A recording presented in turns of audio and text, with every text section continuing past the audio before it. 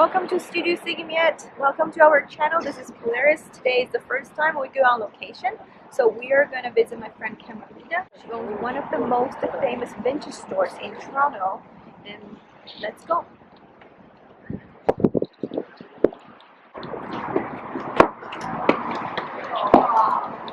So this is the store, Divine Decadence Vintage Couture.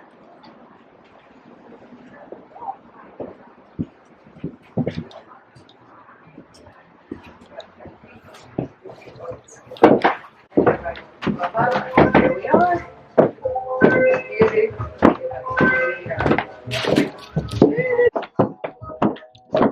You survived Halloween. I did.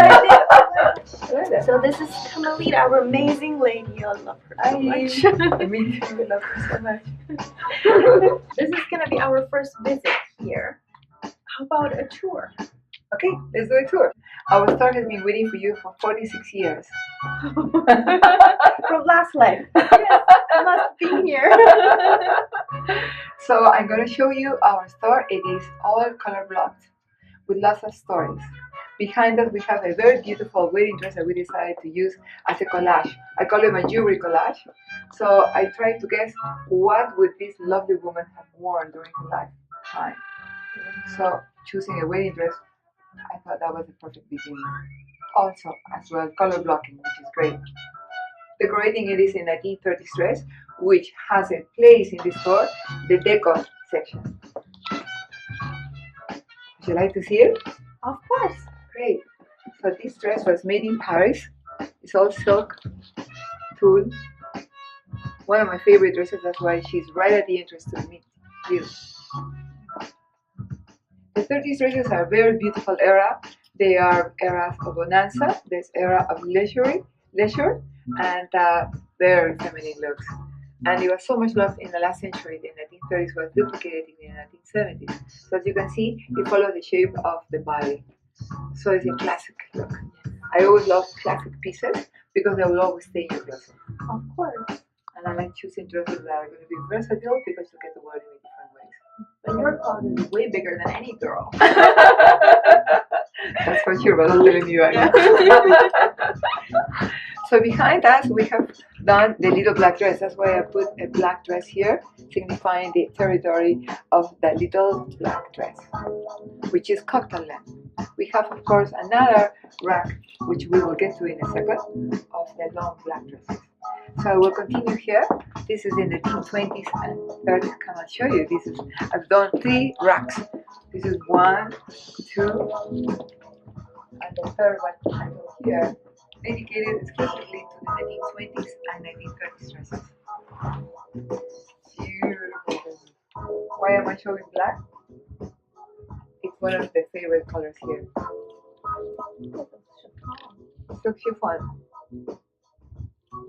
This will be done hand screening colors. Almost 100 years old. Almost 100 years old. And I chose to decorate the dress with jewelry from the era. Some of them even older, some are even from the 1910s. Venetian glass. Beautiful. Each one of them is work of art. Hand knotted. And some of them on wire.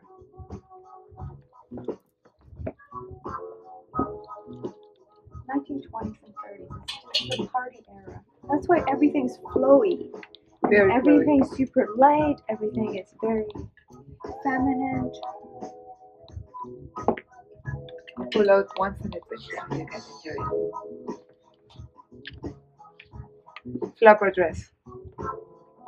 Can you imagine her with her long beads dancing the night away with her long cigarette holder? We must say it.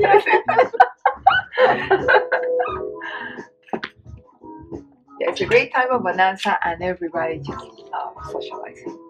People love to be in great parties. That's what you're doing now. That's what we are trying to do. We want to change the studio into a creative hub. That's why I'm inviting people over. And your store has been a hub for me for the past 10 to almost 10 years, I think. Yes, that we know each other. Yeah. So And I just feel like we should have more of it. And people talk about, technology hub, and the science people or people in tech have their hubs. But I think creative people are the people who really need to have real hubs, not just, The technology, not just the future, but the actual present. And art and fashion. Art is our heritage. Art is our roots. We are trees. We need our roots, and that's what fashion comes in. Absolutely. That And place, that's where we especially enjoy antique life. dresses, with all the story that it has to tell you. I love that. Yeah, me too. So Divine Decadence, we're very happy to come to see you anytime. To you. You'll be here for me for another 48 years. Oh, forever. So I decided also now to do the section of the coats, and we've done beautiful coats from velvet, satins. Look at this one here. I have to show you this one. Look. They're gorgeous. Quilted. You get the warmth, you get the looks. You can do this dress up, or you can just wear sport elegant with your jeans. The jewelry too, I love the jewelry. The costume jewelry from the past is fantastic. So well made. You might find also some shiny pieces from people like Bill Blass from the 70s. Let's go have fun.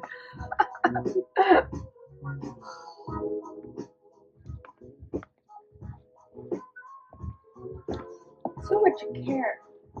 Yes, We're love. given to clothes, so much care, because it's almost like how we do our cosmetics these days, right? We take care of our own skin, we try to use the right moisturizer, but then you wear cheap clothes. That's another skin you're wearing, but I think it's not about being cheap, it's really like finding the right quality at the right price. Sometimes you can get something at a relatively really low price, but it has to be the right quality. But people these days, they only care about what they can get, like quick, rather than quality. Well, if you have less in your closet, you will definitely have a lot of mileage, because you have less but beautiful pieces, well made, craftsmanship, and that's what we offer. And with the concept of the antique dresses, of course, you have the concept of recycling, which is great for the planet. Never forgetting how to look great and fashion. That's how we merchandise in this time. I have one dress I want you to talk about from the very beginning. Yes. Remember that dress you have on the wall? The one with all the roses? Yes. Shall we go? The story, yeah. Okay, let's go.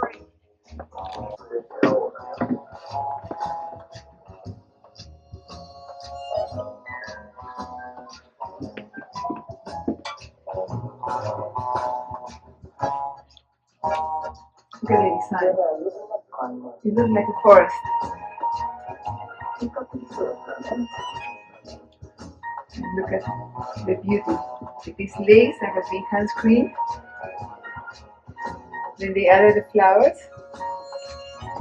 And you see here, this color is not for any reason. The color that you see here is not just lime green, period. There's a reason for it. You ready for it? 1, 2, 3, go. And that's not all. Look, they are harem bands with cover buttons. This is my favorite Canadian designer. Her name is Cornelia.